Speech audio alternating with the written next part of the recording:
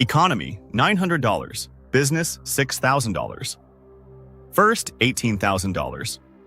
One passenger paid 20 times more than another. Same aircraft, same route, same arrival time. So what exactly were they buying? And if modern business class already solves most of the practical problems of long-haul flying, the answer becomes surprisingly difficult. Number 1. The real problem with flying. Most people frame long-haul flying as a transportation problem. It is not. Get on a 14-hour flight in any seat, and the aircraft will take you where you need to go. Economy, business, and first all solve that basic transportation problem. The real problem emerges somewhere around hour 6. It is arriving functional. It is sitting in a pressurized tube for 12, 14, 16 hours, breathing recycled air, held in a fixed position, unable to sleep properly, and then stepping off the plane and being expected to negotiate a contract, present to a board, or simply start a holiday without losing 2 days to recovery. That is the problem long-haul flying actually creates, and that is the problem each cabin attempts to solve in a different way. Understanding what you are really paying for starts there. Number 2. Why economy exists. Narrow seats. Limited recline. Little privacy. None of this is a design failure.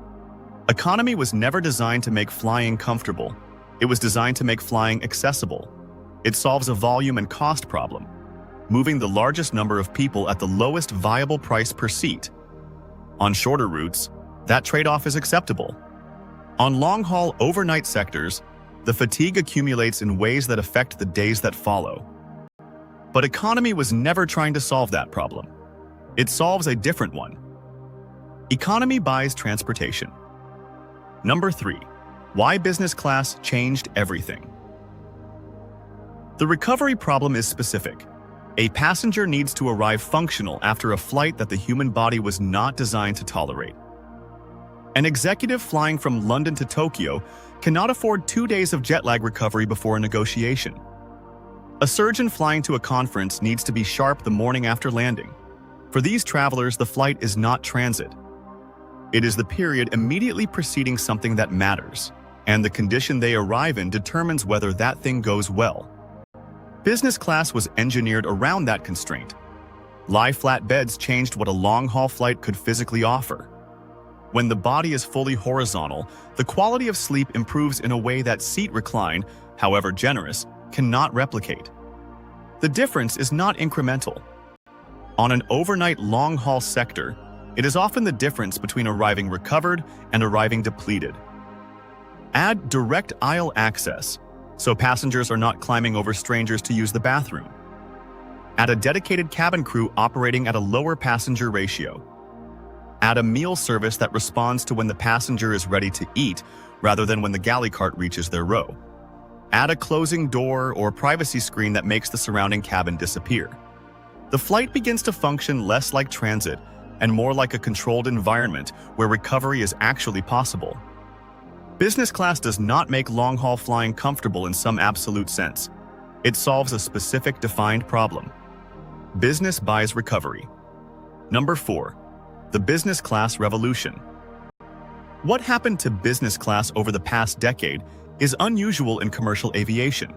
The category did not improve gradually, it transformed. Qatar Airways introduced the Qsuite, a product with sliding privacy doors, reconfigurable seating, and the ability to combine adjacent seats into a shared surface. For couples or colleagues traveling together, it introduced a flexibility that had never existed in a commercial cabin before. ANAs. The room is among the widest business class seats available on any airline. Full privacy doors, a footprint that would have been recognizable as first-class territory a decade ago. Japan Airlines A350-1000 business class features a closing door and walls high enough to provide near-complete visual isolation from the surrounding cabin. Singapore Airlines has continued evolving its business product toward what was once suite-level territory. Privacy, space, and service quality that on many routes rivals what carriers were offering in first class a generation earlier.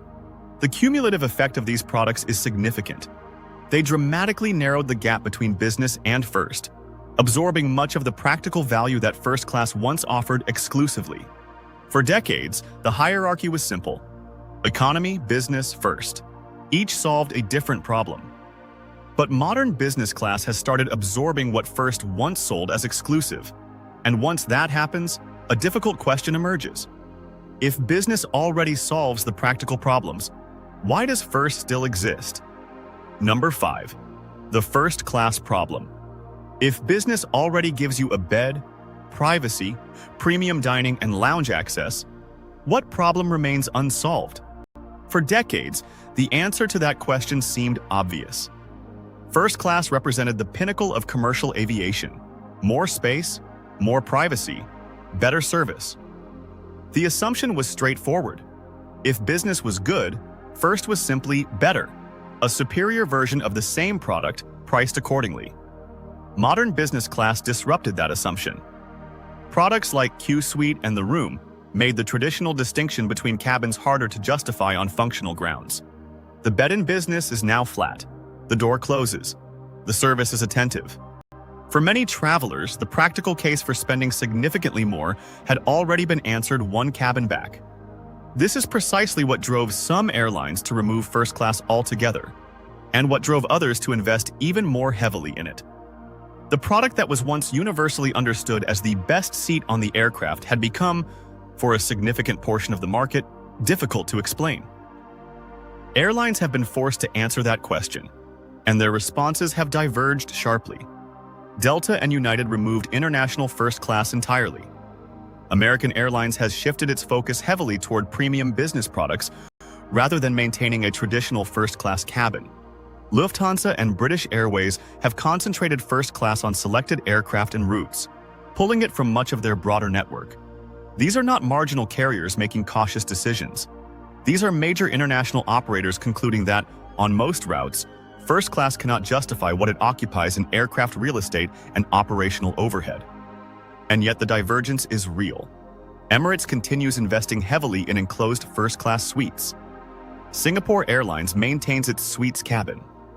Air France preserves a 4-seat first-class product called La Première on key routes. JAL and ANA both operate first class on their flagship international services. If first class were simply a better version of business class, the industry response would be more uniform. The fact that it is not suggests first class is solving a different problem, one that some airlines judge to be worth the cost and others do not. The question is what that problem actually is. Number 6. What first class actually sells. First class does not primarily sell a better bed. On the best current business products, the bed is already very good. It does not primarily sell better food. Business class dining on carriers like Singapore Airlines, ANA, or Qatar Airways is already at a level most passengers would describe as genuinely excellent. What first class sells is something different, harder to quantify, but identifiable once you look at the details closely. Exclusivity. In a 4-seat or 6-seat first-class cabin, density becomes almost irrelevant. There is less ambient movement, less awareness of other passengers, less of the low-level friction that a shared cabin produces even when it is a good one. The experience becomes private not just in the sense of a closing door, but in the sense of physical separation from the rest of the aircraft. Control. First-class service does not operate on a schedule. The passenger determines when to eat, when to sleep, when to be attended to, and when to be left entirely alone. The crew does not manage the passenger around a timetable. The crew responds to the passenger's preferences continuously, without prompting. Status. There is a psychological dimension to first class that operates independently of the seat or the meal. Being in the smallest, most insulated part of the aircraft carries meaning. Insulated not just from economy, but from the processes and friction of commercial aviation itself. On certain Emirates aircraft, first-class passengers do not board through a jet bridge alongside other travelers. They are driven across the tarmac in a separate vehicle. Lufthansa, first-class passengers departing Frankfurt use a private terminal, one with private customs clearance, a la carte dining, and direct transfer to the aircraft steps. The value being delivered is not a faster arrival. It is a fundamentally different experience of what flying is, one that removes the crowd and the queue and the waiting at every stage, before the flight and after it. That is the product. First, buys exclusivity. Number 7. Which upgrade is worth it? The practical question for most travelers considering a cabin upgrade is not whether first class is worth its price in some absolute sense. It is where in the upgrade path actual value is created and where it begins to flatten. Economy delivers transportation. On short-haul routes and budget-sensitive trips, it is the rational choice. On long-haul overnight sectors, the fatigue cost is real. It accumulates over the flight, and it persists into the days that follow. The move from economy to business class is the most functionally significant change available in commercial aviation.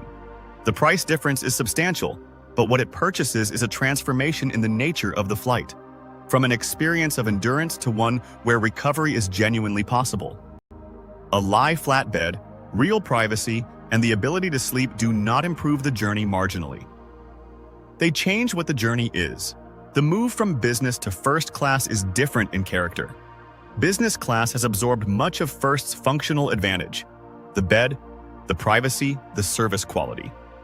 What remains is something incremental in hardware but significant in experience. More space, greater personalization, higher service intensity, and a ground experience designed to remove every point of friction before the flight even begins. It is worth noting what this means practically.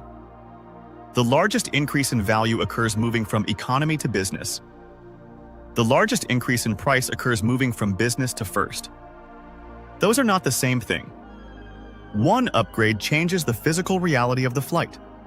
The other changes the experience surrounding the flight. Understanding that distinction clarifies why airline pricing is structured the way it is, and why the decision between business and first is rarely about sleep quality. Whether that is worth the price depends entirely on what the traveler is trying to solve. Economy buys transportation. Business buys recovery. First buys exclusivity. The question isn't which cabin is best, it's which problem you're trying to solve. If this kind of analysis is useful to you, Epic Voyage publishes videos on long-haul aviation, premium travel, and the decisions that genuinely affect how you fly. Subscribe to stay updated.